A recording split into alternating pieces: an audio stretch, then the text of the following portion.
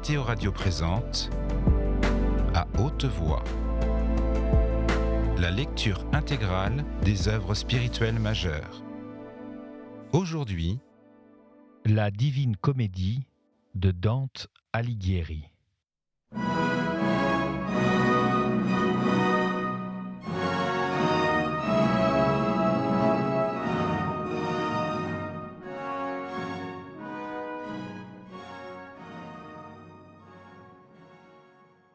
Chant 20e. Contre un plus fort vouloir, mal combat un autre vouloir.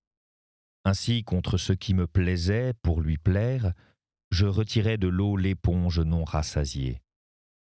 Je m'avançai, et mon guide s'avança par l'espace libre le long de la rampe, comme on va par un étroit mur crénelé, car la jante qui, par les yeux goutte à goutte, verse le mal dont tout le monde est plein, s'approchait trop en dehors. Maudite sois-tu, antique louve, qui, plus que toutes les autres bêtes, abonde de proie pour ta faim sans fond. Ô ciel, dont on paraît croire que les mouvements changent la condition des choses d'ici-bas, quand viendra celui par lequel s'en ira celle-ci?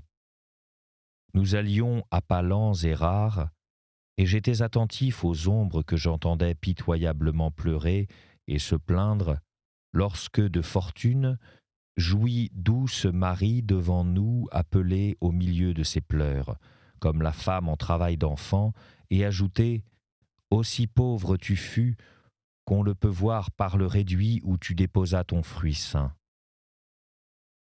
J'entendis ensuite « Ô bon Fabricius, tu aimas mieux la pauvreté avec la vertu que de grandes richesses avec le vice. » Ces paroles tant me plurent que je m'avançai pour connaître l'esprit de qui elles paraissaient venir.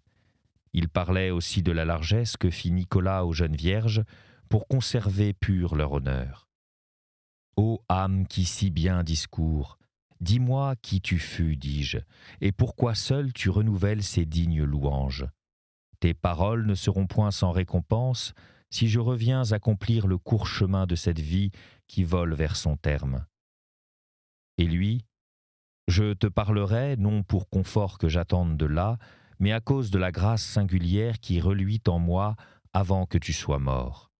Je fus la racine de la mauvaise plante, qui tellement de son ombre couvre la terre chrétienne, que rarement s'y cueille un bon fruit. Si Douai, Gand, Lille et Bruges pouvaient, prompte en serait la vengeance, et je la demande à celui qui juge tout. Je fus appelé là Hugues Capet. De moi sont nés les Philippe et les Louis, par qui nouvellement est régie la France. Je fus fils d'un boucher de Paris. Lorsque les anciens rois vinrent à manquer tous, hors un qui avait endossé la robe grise, je me trouvais ayant en main le frein du gouvernement du royaume, et si puissant par de nouveaux acquets, et entouré de tant d'amis, qu'à la couronne, veuve fut promue la tête de mon fils, par qui de cela commença la race exécrable. Jusqu'à ce que la grande dot de Provence eût à mon sang ôté toute pudeur, peu il valait, mais du moins il ne faisait pas de mal. Alors, par la force et le mensonge, commencèrent leurs rapines. Ensuite, pour amende, ils prirent le Pontois, la Normandie et la Gascogne. Charles vint en Italie, et pour amende fit de Corradin une victime. Et au ciel renvoya Thomas pour amende. Peu après, je vois un temps où de France est attiré un nouveau Charles, pour que mieux soit connu, et lui et les siens. Il en sort sans armée, seul avec la lance, avec laquelle jouta Judas, et si bien que de Florence elle ouvre le flanc. Par là, point de terre il ne gagnera, mais péché et honte, pour lui d'autant plus pesant que plus léger lui semblera un pareil dommage. L'autre qui sortit ensuite, je le vois pris sur un navire vendre sa fille et en trafiquer comme les corsaires des autres esclaves. Ô avarice, quoi de plus peux-tu faire des miens, après qu'à toi tellement tu les as attirés, que point ils n'ont souci de leur propre chair. Pour que moindre paraisse le mal futur et le mal fait, je vois dans Alania entrer le lys, et dans son vicaire le Christ captif. Je le vois moquer une autre fois, Je le vois derechef abreuvé de vinaigre et de fiel et mis à mort entre deux voleurs vivants. Je vois le nouveau Pilate si cruel que non assouvi encore il porte sans rescrit ses voiles avides dans le temple. Ô mon Seigneur, quand joyeux verrai-je la vengeance cachée dont jouit en secret ta colère? Ce que je disais de cette unique épouse de l'Esprit Saint, sur quoi pour t'enquérir tu t'es tourné vers moi, nous le redisons dans nos prières pendant que le jour dure. Mais quand vient la nuit, nos voix prennent un ton contraire. Alors nous parlons de Pygmalion, que traître et voleur et parricide fit l'insatiable désir de l'or, et de la misère de l'avare Midas, suite de l'avide demande qui doit le rendre à jamais un objet de risée. Puis chacun se rappelle l'insensé Achan, comment il déroba le butin, et il semble qu'ici encore le châtie la colère de Josué. Ensuite, nous accusons Saphira avec son mari, aux ruades que reçut Héliodore, nous applaudissons, et tout le mont roule dans l'infamie Polymnestor qui tua Polydore. Enfin, ici l'on crie « Ô Crassus, dis-nous, puisque tu le sais, quel goût alors ?» L'un parle haut et l'autre bas, selon le sentiment qui nous excite à parler avec plus ou moins de véhémence. Cependant, à écouter le bien que le jour on rappelle, je n'étais pas seul. Mais là, auprès était une personne qui n'élevait pas la voix. Nous avions quitté cet esprit et nous tâchions de gagner du chemin autant que nos forces nous le permettaient, lorsque je sentis trembler le mont comme une chose qui tombe, d'où je fus pris d'un frisson semblable à celui que saisit l'homme qu'on mène à la mort. Si fortement ne trembla pas Délos, avant que l'Atone y eût fait le nid où elle enfanta les deux yeux du ciel. Puis retentit de toutes parts un cri tel que le maître se tourna vers moi, disant « Ne crains rien, pendant que je te guide. » Gloria in excelsis Deo, tous disaient, selon que je le compris, lorsque de plus près je pus entendre les cris. Nous demeurâmes immobiles et en suspens, comme les pasteurs qui les premiers ouïrent ce chant, jusqu'à ce que le tremblement ayant cessé, le chant aussi cessa. Puis nous reprîmes notre route sainte, regardant les ombres qui gisaient à terre et qui déjà étaient retournées aux pleurs accoutumés. Contre aucune ignorance qui me rendit désireux de savoir, je n'eus jamais si grand combat, si ma mémoire en cela n'erre pas, que n'était celui qu'en ma pensée il me semblait alors avoir, et à cause de la hâte, je n'osais demander, et là par moi-même je ne pouvais rien voir. Ainsi je m'en allais timide et pensif.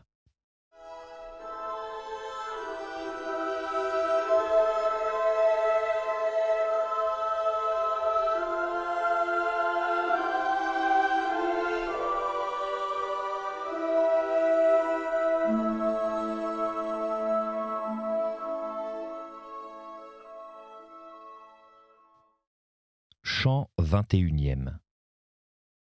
La soif naturelle qu'apaise seule l'eau quand grâce demanda la pauvre femme samaritaine me tourmentait, et par la route embarrassée me hâtant à la suite de mon guide, j'étais ému de la juste vengeance quand voilà que comme en Luc il est écrit que le Christ sortit du sépulcre, apparut à deux de ses disciples en voyage, nous apparut une ombre. Derrière nous, elle venait, regardant la troupe gisante à ses pieds. Nous ne l'avions point aperçue, de sorte que la première, elle parla, disant « Mes frères, que Dieu vous donne la paix. » Soudain nous nous retournâmes, et Virgile lui rendit le salut qui convenait au sien.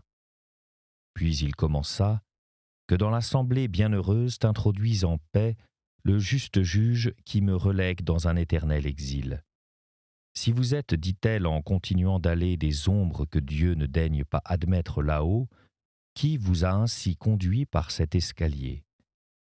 Et mon maître, si tu regardes les signes que porte celui-ci et que l'ange a tracés, bien verras-tu qu'avec les bons il doit régner. Mais parce que celle qui jour et nuit file n'avait pas encore épuisé la quenouille que Clotho dispose et mesure pour chacun, son âme, sœur de la tienne et de la mienne, venant là-haut, n'y pouvait venir seul, ne voyant pas comme nous voyons. C'est pourquoi je fus tiré de la large gueule de l'enfer pour le guider, et je le guiderai aussi loin que le pourra mon savoir. Mais dis-nous, si tu le sais, pourquoi de telles secousses ont ébranlé le mont, et pourquoi tous ensemble ont paru jeter le même cri jusqu'à son humide pied. Ainsi demandant, il toucha tellement le but de mon désir que par l'espérance un peu apaisée fut ma soif. Celui-là commença. Point n'est-ce une chose qui trouble l'ordre de la pieuse montagne ou qui soit inaccoutumée. Elle est exempte de toute altération, de ce qu'en soi le ciel reçoit d'elle cela peut venir et non d'autre chose, car ni pluie, ni grêle, ni neige, ni rosée, ni bruine ne tombe au-dessus du court escalier des 3 degrés. Ne s'y voit aucun nuage épais ou léger, ni éclair, ni la fille de Thomas qui, là, souvent change de contrée. Nulle sèche vapeur ne monte plus haut que le sommet des 3 degrés dont je parlais, où le vicaire de Pierre a ses pieds. Peut-être plus bas tremble-t-elle un peu ou beaucoup, mais par un vent qui dans la terre se cache, je ne sais comme ici haut le mont ne tremble jamais. Il tremble lorsqu'une âme se sent pure, de sorte qu'elle monte, ou se meuve pour monter, et se crie la seconde. De la pureté, le seul vouloir fait preuve. L'âme tout à coup se sentant libre de changer de demeure, et de le vouloir, elle se réjouit. Auparavant, bien le voudrait, mais ne le permet pas le désir par lequel veut la divine justice qu'elle se porte vers le châtiment comme au péché elle se porta. Et moi qui, 500 ans et plus, ai été gisant sous cette peine, tout à l'heure seulement j'ai senti le désir d'un séjour meilleur. Pour cela, tu as senti le tremblement et entendu les pieux esprits par tout le mont rendre gloire à ce Seigneur afin qu'il hâte leur passage là-haut. Ainsi il dit, et comme on se réjouit d'autant plus de boire que plus grande est la soif, je ne saurais dire combien il satisfit la mienne. Et le sage guide, maintenant je vois le filet où ici vous êtes pris, et comme on s'en dégage, pourquoi le tremblement et de quoi vous vous conjouissez? Qu'il te plaise maintenant que je sache qui tu fus. Pourquoi tant de siècles tu as été gisant, je l'ai compris par tes paroles. Au temps où le bon Titus, avec l'aide du souverain roi, vengea les blessures d'où sortit le sang vendu par Judas, revêtu du nom le plus durable et le plus honoré, j'étais là célèbre, mais n'ayant pas encore la foi. Tant fut doux le souffle de ma voix, que de Toulouse à Soie m'attira Rome, où je méritais que de myrte mes tempes fussent ornées. Là encore on me nomme Stas, je chantais de Thèbes puis du grand Achille, mais sous la seconde charge en chemin je tombais. De mon ardeur furent la semence les étincelles de la divine flamme qui m'embrasa et à laquelle se sont allumées plus de 1000. Je parle de l'Énéide qui me fut une mamelle et une nourrice de poésie. Sans elle je n'eusse pesé une drachme. Et pour avoir vécu là quand vivait Virgile, je consentirais que d'un soleil plus que je ne dois fût retardée la fin de mon bannissement. Virgile, à ces paroles, vers moi se tourna, d'un visage qui, en se taisant, me disait « tais-toi ». Mais ne peut la vertu tout ce qu'elle veut. Le rire et les pleurs suivent tellement la passion qui les excite qu'ils n'obéissent point au vouloir et moins encore chez les plus vrais. Je souris donc comme celui qui fait signe, sur quoi l'ombre se tut et me regarda aux yeux où plus se retrace l'image véritable. Que d'un si grand travail tu recueilles le fruit, dit-il. Pourquoi ton visage m'a-t-il tout à l'heure montré un éclair de rire? Je me trouve ainsi pris d'une et d'autre part, de l'une on me commande de me taire, de l'autre on me conjure de parler, d'où un soupir qui me fait comprendre. Parle, dit mon maître, et ne crains pas de parler, mais parle et dis-lui ce qu'il demande avec tant de souci. Moi donc, peut-être, antique esprit, t'étonnes-tu du sourire qui m'est échappé, mais je veux que tu t'étonnes plus encore. Celui-ci, qui en haut guide mes yeux, est ce Virgile, à qui tu dois d'avoir chanté avec éclat les hommes et les dieux. Si tu as cru que mon sourire eut une autre cause, tiens-la pour fausse, et attribue-le à ce que tu as dit de lui. Déjà, il s'inclinait pour baiser les pieds de mon maître, mais celui-ci lui dit « Non, frère, ombre tu es, et tu vois une ombre. » Et lui, se relevant, « Tu peux juger de l'ardeur de mon amour pour toi, lorsque, oubliant que nous ne sommes que des formes vaines, je traite les ombres comme des corps réels. »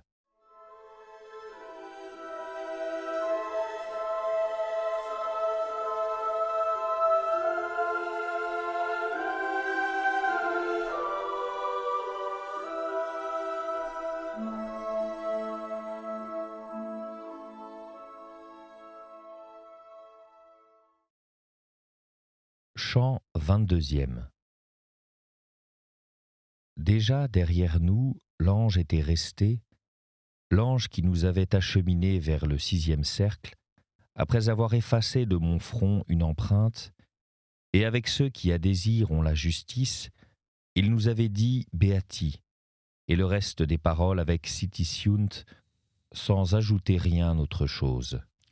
Et moi, plus léger qu'aux autres entrées, si facilement j'allais que sans aucun travail, je suivais en haut les rapides esprits, quand Virgile commença « Un amour qu'enflamme la vertu, enflamme toujours un autre amour, pourvu qu'au dehors la flamme paraisse.